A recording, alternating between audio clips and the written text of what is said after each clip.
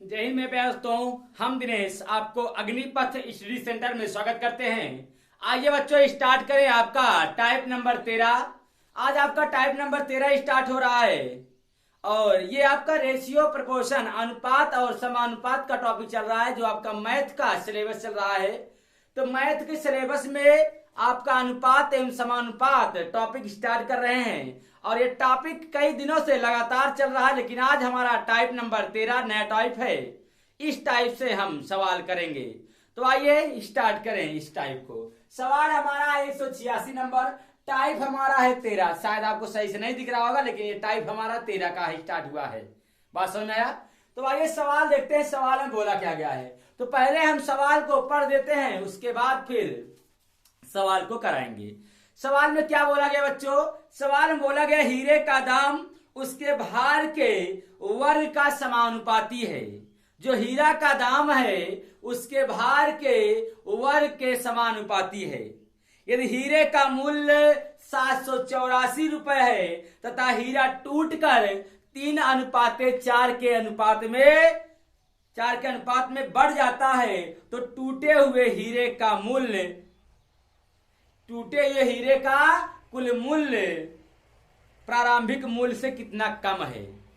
टूटे हुए हीरे का मूल्य प्रारंभिक मूल्य से कितना कम है।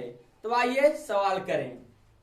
चलिए बोला गया है, तो सवाल बोला गया हीरे का जो दाम है, दाम बोलने का मतलब मूल्य को ही दाम बोला करते हैं। तो हीरे का जो दाम है, तो हीरे का दाम का मतलब क्या कि मूल्य। हीरे का जो दाम है उसके भार के वर्ग के, तो उसका जो भार है भार के वर्ग के समानुपाती है, यही बोला गया है। सवाल में बोला गया है कि हीरे का जो दाम है मतलब जो मूल्य है उसके भार के वर्ग के समानुपाती है। तो ये इस तरीके से डायग्राम बनेगा बच्चों। ये डायग्राम किस तरीके से बनेगा? इसी तरीके से डायग्राम बनेगा। तो इसको हम क्या कह सकते हैं कि मूल्य बराबर के भार का स्क्वायर, इस तरीके से कर सकते हैं। तो बोला गया हीरा टूटकर 3:4 के अनुपात में बिखर जाता है, मतलब टूट जाता है। तो पहले तो एक ही रहा होगा भाई, शुरुआत में एक ही हीरा रहा होगा, लेकिन बाद में टूट गया। और टूटा कितने टुकड़ों में?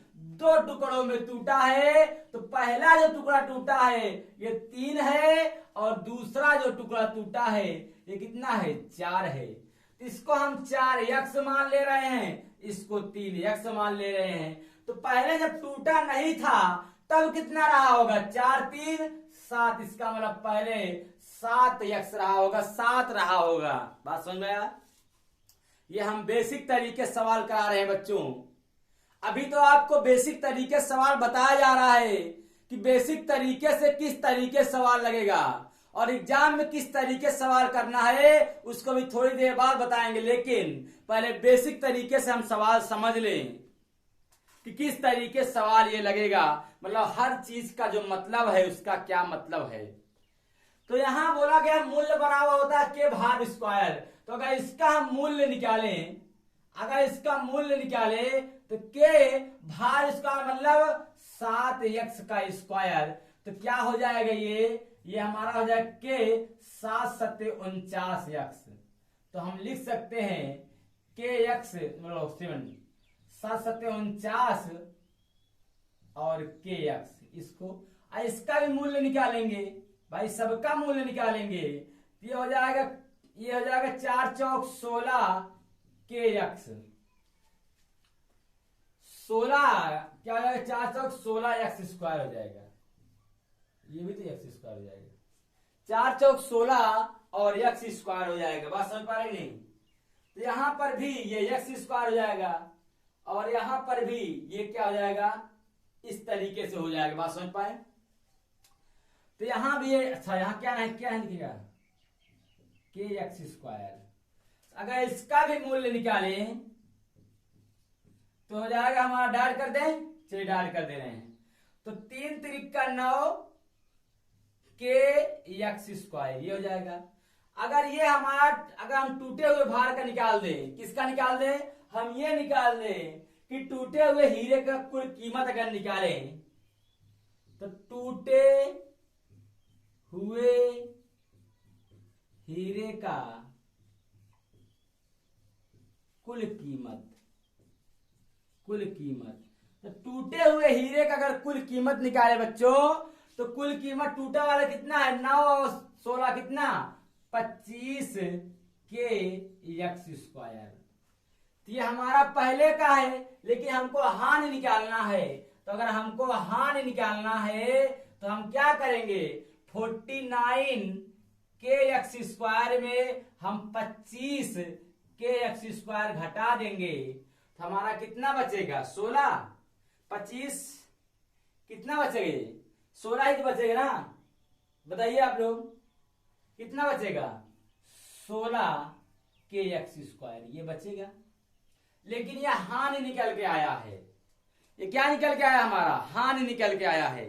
और इतना बराबर क्या बोला गया सवाल में, सवाल में बोला गया है कि हीरे का कुल मूल्य 784 रुपए है।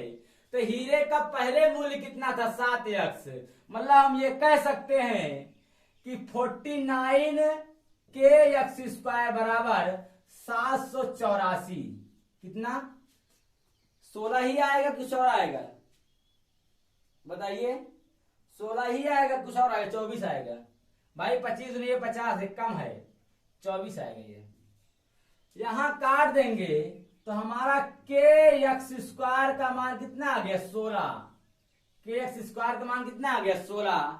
तो के एक्स स्क्वायर का मान 16 आ गया है, तो ये 24 तो हमारा रहेगा ही रहेगा, दिख रहा है नहीं, दिख रहा है, तो ये 24 तो हमारा रहेगा ही रहेगा। के एक्स स्क्वायर का मान कितना है, 16, मतलब इसका गुणा कर देंगे तो हमारा कितना हो जाएगा, 384, कितना, 384 हो जाएगा। ये इस सवाल का उत्तर है, बेसिक तरीका है ये बच्चों, बेसिक तरीके से ये हमारा सवाल आ जाएगा, ये हमारा उत्तर होगा। अगर हम बेसिक तरीके से, बेसिक अप्रोच से हम कर रहे हैं तो इस तरीके से, इस अप्रोच से बच्चों हम करेंगे। बात समझ पाए आप लोग, चलिए तो इसको आपको हम समझा भी देते हैं। एक बार बोला गया है जो हमारा भार है, जो हमारा मूल्य है, भार के वर्ग के समानुपाती है। तो हमने जो मूल्य है भार का वर्ग कर दिया और समानुपाती का सिंबल लगा दिया हमने। तो हम कह सकते हैं कि मूल्य बराबर के भार का स्क्वायर। तो हमारा पहले 2 टुकड़े में टूटा है, 3 और 4 के टुकड़े में टूटा है, तो इसको हम 3x मान लिए, इसको हम 4x मान लिए।